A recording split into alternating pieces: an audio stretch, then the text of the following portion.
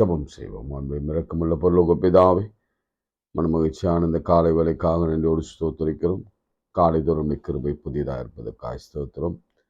இரவில் உண்டாகும் பயங்கரத்துக்கும் பகலில் பறக்கும் அம்முக்கும் இருளில் நடமாடும் கொடையனுக்கும் மத்தியானத்தில் பாழாக்கும் சங்காரத்துக்கும் நீ பயப்படாதிருப்பாய். உன் பக்கத்தில் 1000 பேரும் உன் வலதுபுறத்தில் 16,000 பேரும் விழுந்தாலும் அது உன்னை அணுகாது. உன் கண்களால் மாத்திரம் அதை பார்த்து துன்மார்க்கிற்கு வரும் பலனை காண்பாய். 91ஆம் சங்கீதத்தின்படி எங்களை காத்து வருகிற கிருபைக்காய் ஸ்தோத்திரம் ஆண்டவரே. ஆபத்திலே நான் அவனோடு இருந்து அவனை தப்புவித்து அவனை கனப்படுத்தி நீடித்த நாட்களால் அவனை திருப்தியாக்கி என் ரட்சிப்பை காணும்படி செய்வேன். இந்த வார்த்தைக்காக ஸ்தோத்திரம். ஏனென்றால் உன்னதமானவரின் மறைவில் இருக்கிறவன் சர்வ வல்லவரின் நிழல் தங்குவான். இயேசுவே, இந்த நாள் முழுவதும் எங்களை ஆசீர்வதியும். நாளின் மன்னாவை எங்களுக்கு தாரும். சோர்ந்து போன உடலுக்கும் ஆன்மாவுக்கும் ஏற்ற வார்த்தையாக அமைய உதவி செய்யும். இயேசுவின் நாமத்தில் பிதாவே, ஆமென். கர்த்தரை நம்பியே ஜீவிப்போம், கவலை கஷ்டங்கள் தீர்ந்திடும் என்ற பாடலை நாம் பாடுவோம். கர்த்தரை நம்பியே ஜீவிப்போம், கவலை கஷ்டங்கள் தீர்ந்திடும், கைவிடா காத்திடும் பரமனின் கரங்களை நாம் பற்றிடுவோம். கைவிடா காத்திடும் பரமனின் கரங்களை நாம் பற்றி கொள்வோம். உண்மை வழி நடந்திடும் உத்தமனுக்கென்றும் கர்த்தர் துணை. உண்மை வழி நடந்திடும் உத்தமனுக்கென்றும் கர்த்தர் துணை. கண்கள் அவன் மீது வைத்திடுவார், கருத்தாய் காத்திடுவார். கண்கள் அவன் மீது வைத்திடுவார், கருத்தாய் காத்திடுவார். கர்த்தரை நம்பி ஜீவிப்போம், கவலை கஷ்டங்கள் தீர்ந்திடும், கைவிடா காத்திடும் பரமனின் கரங்களை நாம் பற்றி கொள்வோம்.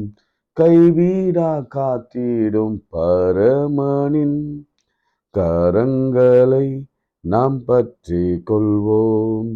உள்ளமதின் பாரங்களை ஊக்கமாய் கர்த்தரிடம் சொல்லுவோம். உள்ளமதின் பாரங்களை ஊக்கமாய் கர்த்தரிடம் சொல்லுவோம். இக்கட்டில் நேரத்தில் கூப்பிடுவோம், இயேசு வந்தாதரிப்பார். இக்கட்டு நேரத்தில் கூப்பிடுவோம், இயேசு வந்தாதரிப்பார். கர்த்தரை நம்பியே ஜீவிப்போம், கவலை கஷ்டங்கள் தீர்ந்திடும், கைவிடா காத்திடும் பரமனின் கரங்களை நாம் பற்றி கொள்வோம். கைவிடா காத்திடும் பரமனின் கரங்களை நாம் பற்றி கொள்வோம். கைகளை உயர்த்தி மோசே போல, சாலமோனை போல பரத்திலிருந்து எங்களுக்கு வரட்டும் ஆண்டவரே. அல்லது கைகளை உயர்த்தி உங்கள் தேவைகளை, ஆண்டவரே, என் சரீரத்தை எத்தனை பலவீனம், இவ்வளவு போராட்டம், இவ்வளவு வியாதிகள், இவ்வளவு மன அழுத்தங்கள், நோய்கள், சஞ்சலங்கள், வருத்தங்கள், கவலைகள், கண்ணீர்கள், இவற்றிலிருந்து எங்களை உண்டாக்கின கர்த்தரிடத்திலிருந்து மாத்திரம் எங்களுக்கு தாசி வரும். இயேசுவினிடத்திலிருந்து மாத்திரம் எங்களுக்கு நன்மை வரும். பரிசுத்த ஆவியானவர் தான் எங்களை பலப்படுத்தணும். ஒரே வார்த்தை கேளுங்க, நடக்க முடியாத உங்களை நடக்க வைக்க ஒரே ஆற்றல் உடைய கர்த்தர் நம் மத்தியிலே இருக்கிறார். அப்படியே வியாதியிலிருந்து குணமாக்கவும், சுகவீனத்திலிருந்து பலம் கொடுக்கவும், ஆரோக்கியம் கொடுக்கவும், புதிய ஜீவனை கொடுக்கவும், மரணத்துக்கு ஏதுவானது கூட சாவுக்கு ஏதுவானது கூட அவர் பிழைக்க பண்ணுகிற கிருபை அவரிடத்துல மாத்திரம்தான் பலன். கொடுக்கிற கிருபை அவரிடத்துல மாத்திரம்தான் இருக்கு. அவரை நோக்கி கூப்பிடுங்க. அவரை நோக்கி பார்த்து பிரகாசம் அடைந்தார்களே தவிர அவர் முகங்கள் ஒருபோது வெட்கப்பட்டு போகவே இல்லை. அவரை நம்பி இருக்கிற பிள்ளைகள் ஒருபோதும் குறைவு அடைந்ததே இல்லை. சிகைக்குட்டிகள் தாட்சியடைந்து பட்டினியாக கிடக்கும் கத்தை தேடுகிறவர்களுக்கு ஒரு நன்மையும் குறைபடாது என்று வேதம் சொல்கிறது. இம்மட்டும் ஆதரித்த என் கர்த்தர் இனியும் ஆதரிப்பார், நடத்துவார், ஆசீர்வதிப்பார். அப்பா அம்மா, பெற்றோர், பிள்ளைகள், பேர பிள்ளைகள், கல்வி, வேலை, உயர்வு, மாறுதல், பணி மாறுதல், வீடு வாசல், கடன் பிரச்சனை, சரீரத்தில் வியாதி, சரும வியாதி, கேன்சர், இவை எல்லாவற்றிலிருந்தும் கர்த்தர் விடுதலை கொடுப்பீராக. இந்த நொடி பொழுதே இயேசுவின் நாமத்தில் செபிக்கிறோம் பிதாவே, ஆமென். பிரியமானவர்களே, புதிய மாதத்துக்குள்ளே பிரவேசித்திருக்கிறோம். இது காலையில் நீங்கள் ஆண்டுடைய வசனத்தை கேட்டிருப்பீங்கன்னு நான் நம்புகிறேன். பார்க்காதவங்க பாருங்க. கர்த்தர் நிச்சயமாகவே இந்த மாதம் நமக்கு பெரிய காரியங்களை செய்வார். என வியப்பூட்டின ஒரு வசனம், திரும்ப அதை நான் உங்களுக்கு நினைவுபடுத்த விரும்புகிறேன். ஜெனசிஸ் ஆதியாகமம் 8ஆம் அதிகாரம் 5ஆம் வசனம். ஜெனசிஸ் ஆதியாகமம் 8th chapter 5th verse. 10ஆம் மாதம் மட்டும் ஜலம் வடிந்து கொண்டே இருந்தது. 10 மாதம் ரொம்ப கஷ்டப்பட்டோம்ல. 9 மாதம், 9 மாதம். 10ஆம் மாதம் முதல் தேதியில் மலை சிகரங்கள் காணப்பட்டன. மலை சிகரங்கள் காணப்பட்டன. வெள்ளம் நின்றது. மலை சிகரங்களிலே நம்முடைய வாழ்க்கை தொடங்குகிறது. எனக்கு மிகவும் ஆச்சரியமா இருந்தது. இன்னைக்கு இந்த மாதம் அநேகரை மலை சிகரங்களிலே வைத்து என் தேவன் அழகு பார்க்க போகிறார். மலையின் மீது வைத்திருக்கிற பட்டணம் மறைந்திருக்கவே மாட்டாது. அநேகரை சாட்சியாய் மலையின் மீது நிறுத்துவார். அநேகரை ஆசீர்வாதமான வாழ்க்கைக்குள்ளே நடத்துவார்.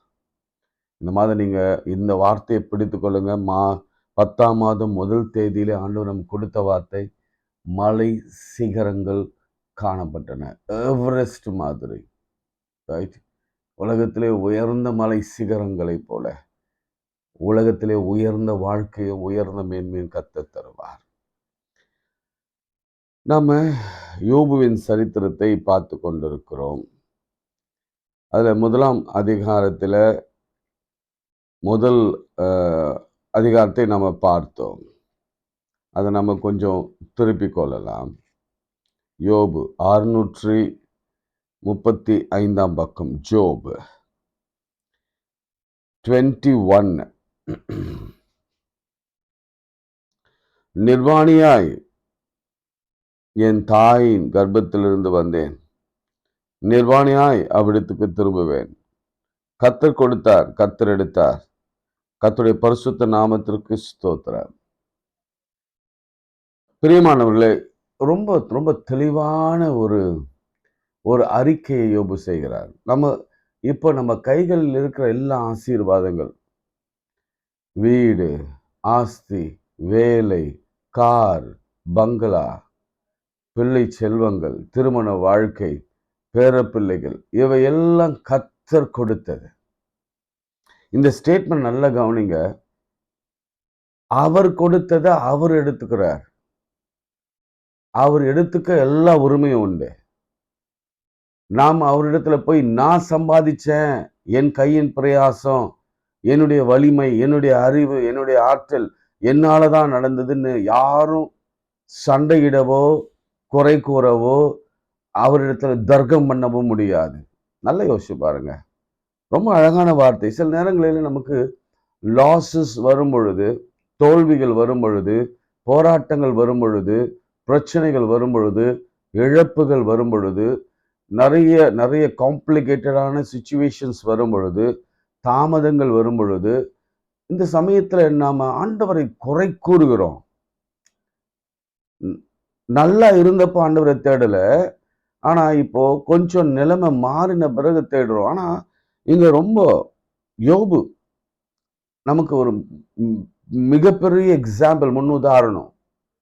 ஐயா நீங்க, நான் ரொம்ப சிம்பிளா உங்களுக்கு விளங்குற மாதிரி பேசணும்னா, ஐயா எல்லாம் நீங்க தான் கொடுத்தீங்க. ஆடு, மாடு, கேமல்ஸ், எருதுகள், ஒட்டகங்கள், இந்த வீடு, 10 பிள்ளைக, மனைவி, எல்லாம் நீங்க கொடுத்தீங்க. இந்த மாதிரி நம்மளால அறிக்கை செய்ய முடியுமா? நம்ம கற்றுக்கொள்ள வேண்டும்.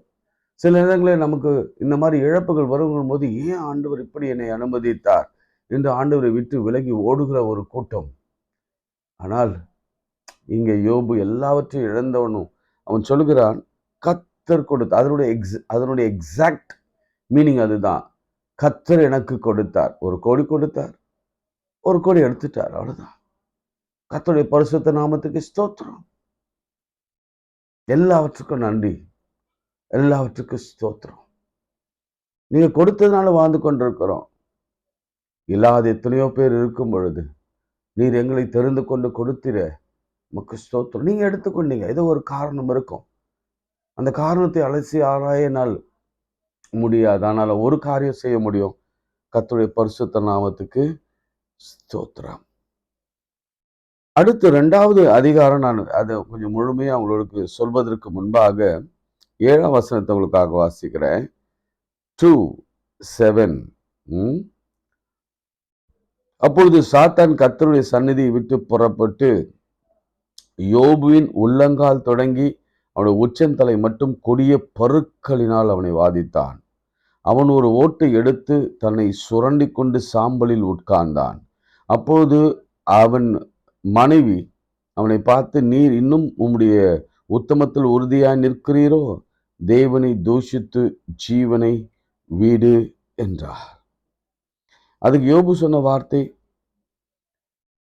அவன், நீ பைத்தியக்காரி பேசுகிறது போல பேசுகிறாய்.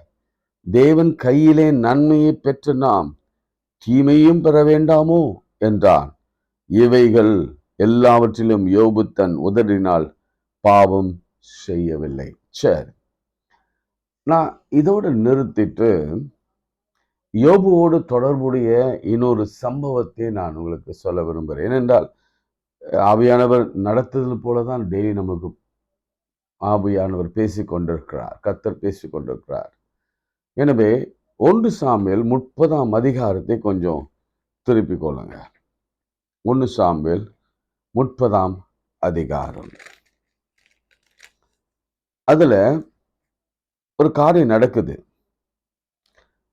தாவீது அவனுடைய மனுஷனும் 3ஆம் நாளிலே சிக்லாகுக்கு வந்து சேருகிறதுக்கு முன்னாக அமலேயர்கள் தென்புறத்து சீமையிலும் சிக்லாக்கின் மேலும் விழுந்து சிக்லாக்கை கொள்ளையடைத்து அதை அக்னியினால் சுட்டெரித்தார்கள். அதிலிருந்து ஸ்திரீகளாகிய சிறியவர் பெரியவர்களையும் சிறைப்பிடித்து ஒருவரையும் கொண்டு போடாமல் அவர்களை பிடித்து கொண்டு தங்கள் வழியே போய்விட்டார்கள். தாவீதும் அவனுடைய மனுஷனும் அந்த பட்டணத்து வந்தபோது, இதோ அது அக்னியால் சுட்டெரிக்கப்பட்டதும் என்றும் தங்கள் மனைவிகளும் தங்கள் குமாரரும் தங்கள் குமாரத்திகளும் சிறைப்பிடித்து கொண்டு போகப்பட்டார்கள் என்று கண்டார்கள்.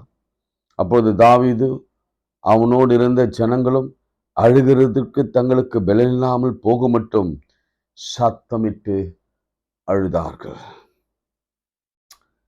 பிரியமானவர்களே,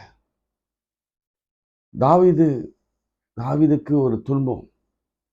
நம்ம யோபுவின் துன்பத்தை கொஞ்சம் வச்சுட்டு, தாவீதுக்கு ஒரு துன்பம் வந்தது, கர்த்தர் எப்படி அதிலிருந்து வெளியே கொண்டு வந்தார் என்பதை குறித்து நாம் சிந்திக்கலாம். இது அநேகருக்கு பிரயோஜனமாக இருக்கும் என்று ஆவியானவர் நினைத்ததனாலே அதை சொல்லிக் கொண்டிருக்கிறார். அமலேக்கியர்கள் வந்து அவனுடைய மனைவிமார்களையும் பிள்ளைகளையும், அவனோடு இருந்த மனைவி பிள்ளைகளையும் சிறைப்பிடித்து கொண்டு போனார்கள். கேப்டிவ் பண்ணிட்டாங்க. நீங்க ஒருவேளை உங்களுக்கு இந்த இந்த இஸ்ரேல் வாரில் உங்களுக்கு இன்ட்ரெஸ்ட் இருக்கும்னா நீங்கள் அதை பார்த்தா உங்களுக்கு தெரியும். அக்டோபர் மாதம் இந்த மாதிரி ஒரு தேங்க்ஸ் கிவிங் சமயத்தில் தான் அவங்க யூதர்களை சிறைப்பிடித்து போய்விட்டாங்க. அதனால தான் அதுலேருந்து வார் ஸ்டார்ட் ஆகிட்டு. எப்படின்னா அந்த கேப்டிவ் பண்ணவங்களை கொண்டு வர வரைக்கும் இந்த வார் நிற்க போவதில்லை என்று வார் எக்ஸ்கலேட் ஆகிட்டே இருக்கு, இன்னும் பெரிதாக போய் கொண்டிருக்க. நீங்கள் அதை தயவு செய்து வாட்ச் பண்ணுங்க, ஏன்னா இதுதான் வருகையின் அடையாளங்கள். அப்படிதான் அதை படிக்கும் பொழுது, அதை பார்க்கும் பொழுது என்னால் புரிந்து கொள்ள முடியுது. ஒரு கேப்டிவ்ஸ் கொண்டு போயிட்டாங்கன்னா அவங்களை எவ்வளவு கொடுமைப்படுத்துவாங்கன்ட்டு சில டேர்னல் வழியாகலாம் காட்டுறாங்க. 5 பேரை ரீசெண்டாக கொண்டு போட்டாங்க. அந்த மாதிரி அநேகரை கொலை செய்வாங்க, வெவ்வேறு இடங்களில் மாற்றி கொண்டு இருப்பாங்க. அவங்க டிமாண்டு தீர்ற வரை கிடைக்கிற வரைக்கும் அவங்கள சித்திரவதை பண்ணி எல்லா கொடுமைக்கும் அவங்கள உள்ளாக்குவாங்க. அப்படிப்பட்ட ஒரு சூழல் தான் இங்க நடக்குது. இவங்க எப்படி அழுதாங்கன்னா, பெலன் போக மட்டும் சத்தமிட்டு அழுதார்கள். 6ஆம் வசனம், தாவீது மிகவும் நெருக்கப்பட்டான். அதை குறித்து வைத்துக்கொள்ள. நான் இன்னைக்கு ரொம்ப கொஞ்சம் சின்னதா பேசிட்டு நாளைக்கு இன்னும் விவரமா பேசுறேன். தாவீது மிகவும் நெருக்கப்பட்டான். எப்படி நெருக்கம்னா, யோபு போல ஒரு பக்கம் சவுல் தாவீது கொல்லும்படி தாம் படையோடு துரத்தி கொண்டு வருகிறான். இந்த பக்கம் மீதியா அமலியக்கியர்கள் இந்த எல்லாம் சிறைப்பிடித்து கொண்டு போயிட்டாங்க. வனாந்திர வாழ்க்கை வேறு. ஒரு எல்லா சைட்லயுமே நெருக்கப்பட்டான். சந்தோஷமே இல்லை வாழ்க்கையில. என்ன டென்ட் லைஃப் தான். நிரந்தரமான வீடு இல்லை, பிள்ளைகளுக்கு வசதி இல்லை, வாழ்க்கையே முழுவதும் கசப்பான வாழ்க்கை. அதனாலதான் அந்த சங்கீதங்கள்லாம் எழுதும் பொழுதெல்லாம் கண்ணீரே எனக்கு உணவாயிற்று என்று எழுதுவார், தூக்கம் இல்லாம போயிற்று என்றெல்லாம் எழுதுவார். அப்படிப்பட்ட சமயத்துல மிகவும் நெருக்கம்.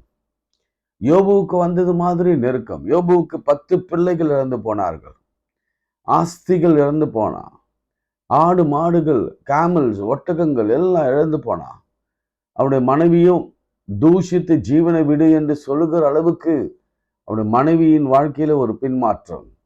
இப்படிப்பட்ட ஒரு சூழ்நிலையில நண்பர்களும் வந்தாங்க.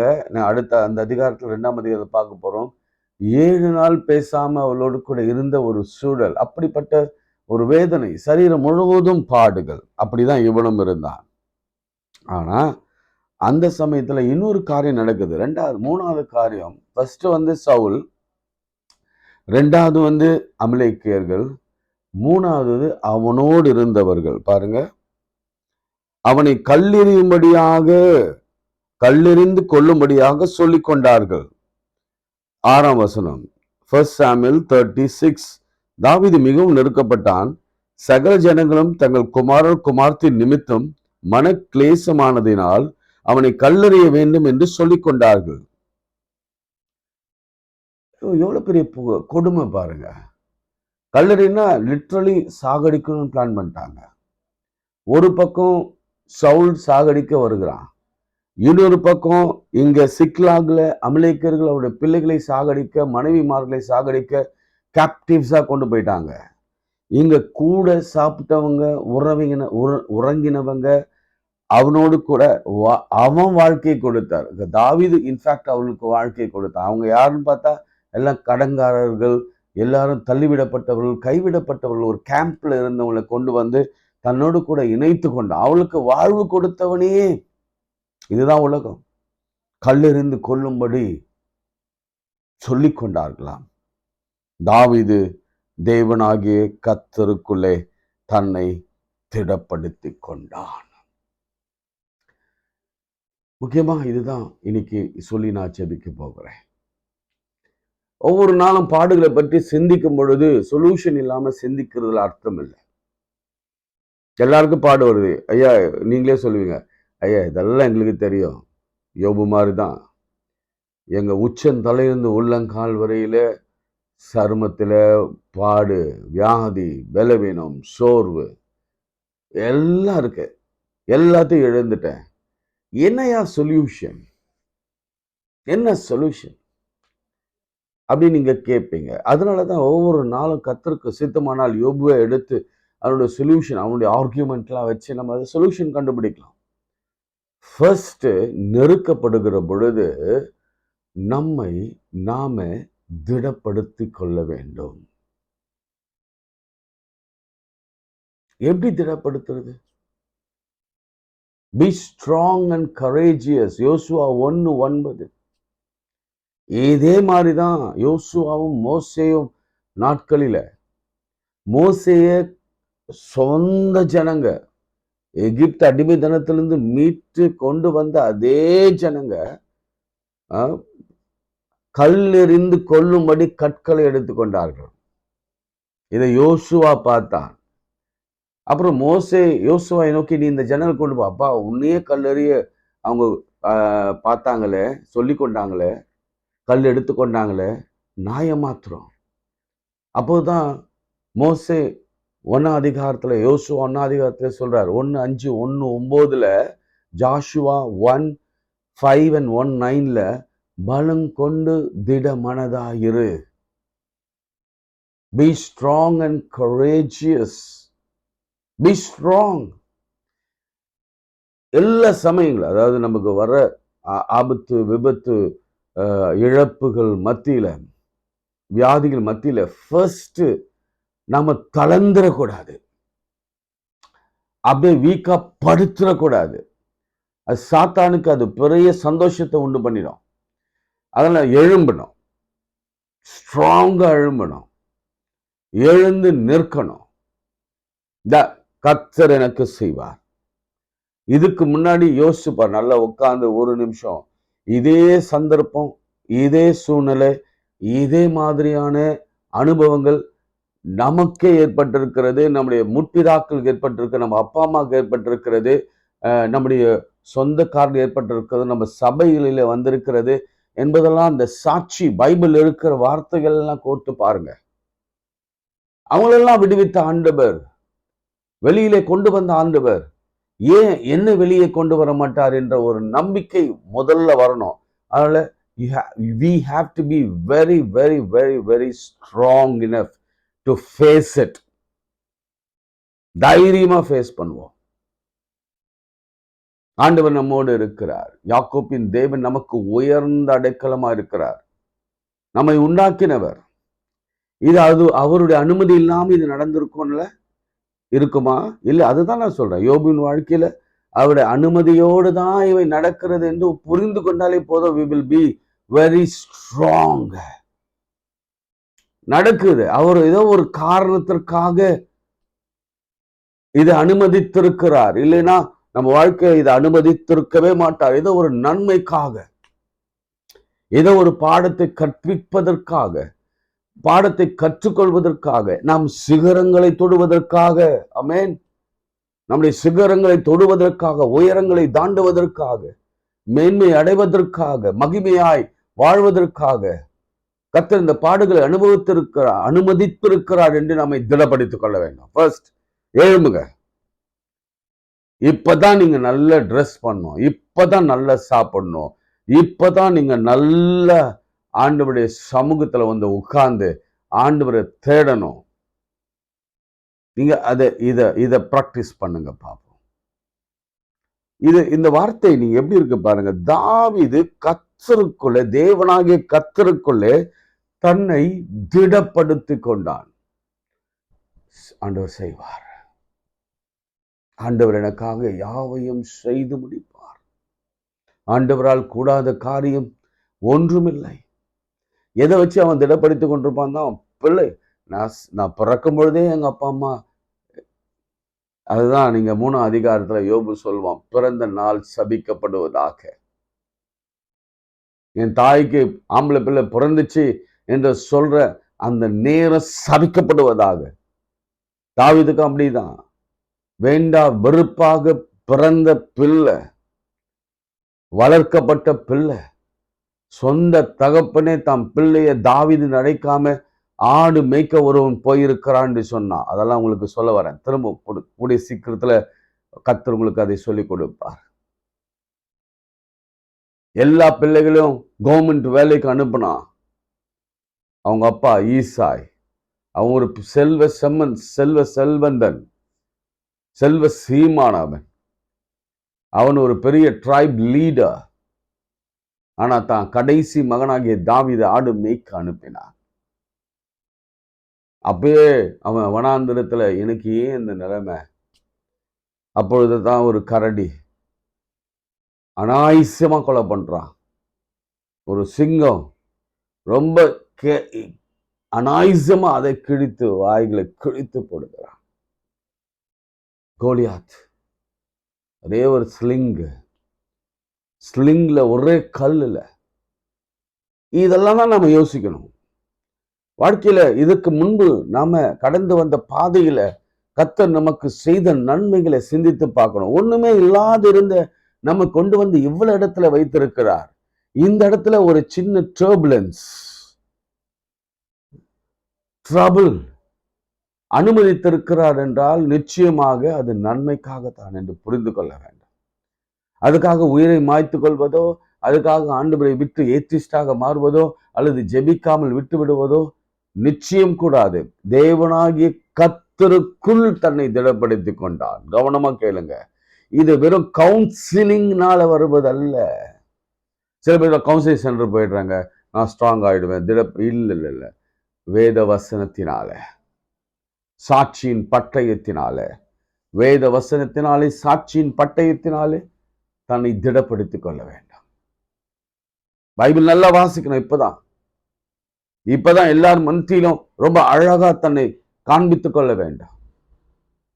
இதுதான் ஆண்டவருக்கு பிடித்தமான உண்மையான திடப்படுத்திக் கொள்வத நாம் செய்யலாமா? சோர்வாகாதீங்க. எந்த வகையிலும் சோர்வடைந்து போகாதீங்க. என்னுடைய வாழ்க்கையில கூட எனக்கு சோர்வு வரும் பொழுது கர்த்தர் அந்த பாதையில என்னை நடத்தும் பொழுது எனக்கு தெரியும், என்னை மாதிரி அநேகர் இந்த பாதையில போய் கொண்டிருக்கிறார்கள். அப்போ நான் என்ன செய்யணும்? நான் என்னை திடப்படுத்திக் கொள்ளணும். ஒண்ணுமில்லாதிருந்த என்ன இந்த மட்டும் உயரத்துல கொண்டு வந்து நிறுத்தி இருக்கிறார். இன்னும் கொஞ்சம் தான், தண்ணீர் வடிய போகிறது, சிகரங்கள் தெரிய போகிறது. கர்த்தர் என்னை மலையின் மேலே வைக்க போகிறார். உங்களையும் அப்படியே செய்வார். எல்லார் வாழ்க்கையிலும் தண்ணீர் உண்டுங்க. எல்லார் வாழ்க்கையிலும் மலைகள் உண்டு. எல்லார் வாழ்க்கையிலும் பாடுகள் உண்டு. எல்லார் வாழ்க்கையிலும் வியாதிகள் உண்டு. எல்லார் வாழ்க்கையிலும் இழப்புகள் உண்டு. எல்லார் வாழ்க்கையிலும் தாமதங்கள் உண்டு. ஆனாலும் கர்த்தர் நிச்சயமாகவே அதுக்கு ஒரு சொல்யூஷனை அவர் வைத்திருக்கிறார். நம்புங்க, அது சீக்கிரம் வரும். இப்ப பார்க்க ஆரம்பிச்சாச்சு. ஈசாயினிருந்த அடி வேறு துளிர்க்க ஆரம்பித்தாயிற்று. உங்க வாழ்க்கையில இந்த கோல் சின்ன துளிர் விட ஆரம்பித்த ஆரோனின் கோல் எப்படி துளிர் விட ஆரம்பித்ததோ அப்படி ஒரு துளிர் விட ஆரம்பித்திருக்கிறது. திடன்கோல் மகனே, மகளே, திடக்கோல். உன் வாழ்க்கையில அந்த ஸ்பிரிங் இளவேநீர் காலம் தொடங்கிவிட்டது. வடிகிற காலம், ஃப்ளட் வடிகிற காலம் வந்து விட்டது. பிரகாசமான வெளிச்சம் உங்க வாழ்க்கையில வந்துட்டு திடப்படுங்க. நாளைக்கு நம்ம மீதம் இருக்கிறதை சந்திக்கலாம், பேசலாம். கண்களை மூடி நாம் செபிப்போம். ஆண்டவரே, எங்களை திடப்படுத்த கற்றுக் கொடுக்கிறீர். இன்னும் ஆழமா எப்படி நாங்கள் திடப்படுத்திக் கொள்ள வேண்டும்? எப்படி மோசேயை திடப்படுத்தின ஆண்டவர், யோசுவாவை திடப்படுத்தின ஆண்டவர், தாவீதை திடப்படுத்தின ஆண்டவர், யோபுவை திடப்படுத்தின ஆண்டவர், எங்களை திடப்படுத்துவீராக. உடைய வார்த்தையை அனுப்பி, உடைய வசனத்தை கொண்டு, உடைய சாட்சிகளை கொண்டு, நீர் உம்முடைய வல்லமையுள்ள பிரசன்னத்தினாலே நீர் எங்களை திடப்படுத்துவீராக. நாங்கள் திடமாய் இருந்தால்தான் நாங்கள் சத்துருக்களை மேற்கொள்வதை இந்த உலகம் காணும். நாங்கள் திடமாய் இருந்தால்தான் எங்கள் மீது எய்த அம்புகள் அது ஒன்றுமில்லை என்று இந்த உலகம் காணும். எங்களுக்கு முன்பாக எழும்பின சத்துருக்கள் அல்லது வியாதிகள் அல்லது பலவீனங்கள், போராட்டங்கள் ஒண்ணுமே இல்லை. கர்த்தர் அவர்களை உயரத்திலே கொண்டு வரும்படியாக இதை அனுமதித்தார் என்று இந்த உலகம் உம்மை வியக்கும்படி ஒரு காரியத்தை சாட்சியாய் சொல்ல வேண்டுமே. அதற்கான காலம் வந்துவிட்டது. அதற்கான நேரமும் வந்துவிட்டது. மகனை திறன் கொள். வியாதியில படுத்திருக்கிறல்ல, சீக்கிரம் எழும்புவ. உன்னுடைய பழைய வாழ்க்கையை போல உன் வாழ்க்கை மாறும். உன் கடன் வாழ்க்கைக்கு ஒரு முடிவு, உன்னுடைய வியாதிக்கு ஒரு முடிவு, உன் பலவீனத்திற்கு ஒரு முடிவு, உன் நோய்க்கு ஒரு முடிவு, உன் ரிலேஷன்ஷிப்புக்கு ஒரு முடிவு. கர்த்தர் கொடுக்கிற முறிந்து போன உன் ரிலேஷன்ஷிப் திரும்பவும் துளிர்க்க ஆரம்பித்திருக்கிறது. சாவுக்கு ஏதுவான எதுவும் உன் வாழ்க்கையில உன்னை தொடப்போவதில்லை. பிள்ளைகள் ஜெயம் மாத்திரம், இனி தோல்வி இல்லை. ஜெயம் மாத்திரமே கர்த்தர் கொடுப்பார். திருமண வாழ்க்கைக்கான நேரம் வந்து விட்டது. குழந்தை பேருக்கான காலம் சமீபமா இருக்கிறது. நீ கிருபை பெற்றவளே, கர்த்தர் உன்னோடு கூட இருக்கிறார். இயேசுவின் நாமத்தில் ஜெபிக்கிறோம் நல்ல பிதாவே, ஆமேன். நமது ஆண்டவராகிய இயேசு கிறிஸ்துவின் கிருபை, பிதாவாகிய தேவனுடைய அன்பு, பரிசுத்தாவின் ஐக்கியம் நாம் அனைவரோடும் கூட இன்னும் சுதாக்கால் நிலைத்திருப்பதாக. ஆமேன், ஆமேன். பிரியமானவர்களே, இன்னும் சப்ஸ்கிரைப் பண்ணாதவங்க சப்ஸ்கிரைப் பண்ணுங்க. இந்த செய்தி உங்களுக்கு ஆசீர்வாதமாக இருந்தால் இருக்கும் நான் விசுவாசிக்கிறேன். தயவு செய்து இந்த பாடுகள் வழியாக போய் கொண்டிருக்கிறவர்களுக்கு ஷேர் பண்ணுங்க. ஏன்னா ஆவியானவர் சொன்னார், இப்போது அந்த யோசனை தான் வருது. நிறைய பேர் சில காரணங்களுக்காக தற்கொலை பண்ணிக்கொள்ளலாம். சில கடன்களுக்காக, சில விதமான போராட்டங்களுக்காக, சில விதமான பிரச்சனைகளாக நான் வாழ்ந்து என்ன பண்ண போகிறேன் என்று சொல்லி இந்த தவறான முடிவுக்கு போய் கொண்டிருக்கிறத ஆவியானவர் உணர்த்தி கொண்டிருக்கிறார். நீங்கள் இதெல்லாம் நீங்கள் ஷேர் பண்ணீங்கன்னா அந்த அந்த அந்த ஜீவன் போகாமல் நீங்கள் காப்பாற்றலாம். அவர்களை இந்த முடிவில் கூட அநேகர் யோசிக்கலாம், ஐயா நான் ஏன் வாழறேன்? நிச்சயமாக ஆண்டவர் ஒரு பர்பஸோடு கூட இந்த உலகத்தில் நம்மளை வைத்திருக்கிறார். சிகரம் தொடுவோம். சிகரம் தொடிய ஆரம்பித்தது, அது மலை எழுப்பி நிற்க வைக்க வேண்டியதுதான் பாக்கி. கையில் கொடுக்கிற நேரத்தில் தயவுசெய்து நீங்கள் உங்களை கைகளை எடுத்துக்கொண்டு மாண்டு போகாதீங்க. கர்த்தர் கொடுக்கிற நேரம் இது. God bless you. God bless you.